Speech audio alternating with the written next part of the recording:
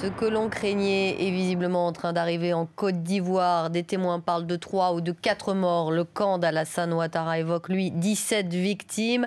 Ouattara qui avait appelé à marcher sur la télévision d'État. Les forces fidèles à Laurent Gbagbo ont dispersé les manifestants. Avec nous en direct, Anne Ouloto, porte-parole d'Alassane Ouattara. Merci d'être avec nous. Est-ce que vous savez exactement ce qui s'est passé ?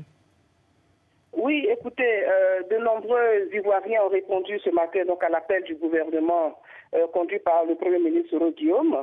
Et de nombreux militants sont partis des différentes communes de la ville d'Abidjan pour converger vers la télévision nationale. Malheureusement, je puis vous le dire, c'est vraiment triste ce que Laurent Gbagbo inflige à la Côte d'Ivoire. Les hommes armés encadrés par les bérets rouges, le SECOS et certaines forces militaires, donc à la fin de Laurent Gbagbo, accompagnés de miliciens venus du Libéria et d'Angola, donc tirent à balles réelles sur nos militants, sur des Ivoiriens, et nous dénombrons donc pour l'instant 17 morts, dont 2 dames, dans la commune de Trècheville.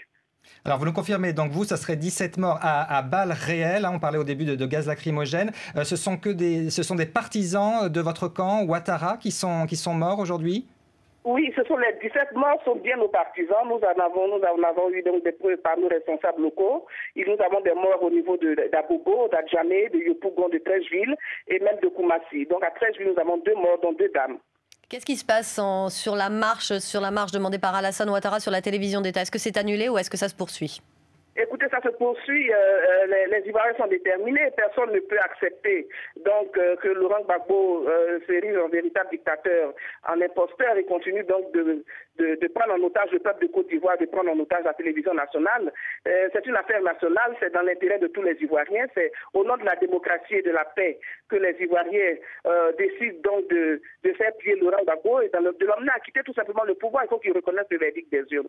C'est extrêmement grave que Laurent Gbagbo aujourd'hui se dresse contre la démocratie et se présente comme un véritable dictateur.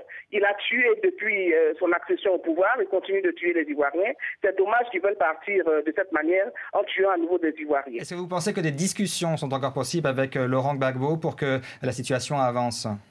Absolument, les discussions sont possibles tant qu'il s'agit de parler des conditions de départ de Laurent Gbagbo, des mesures d'accompagnement. Alassane Ouattara reste ouvert, n'est-ce pas? Mais en aucune façon, nous n'accepterons que Laurent Gbagbo s'agrippe et continue de s'agripper au pouvoir. Alassane Ouattara a gagné les élections et donc il en sera ainsi.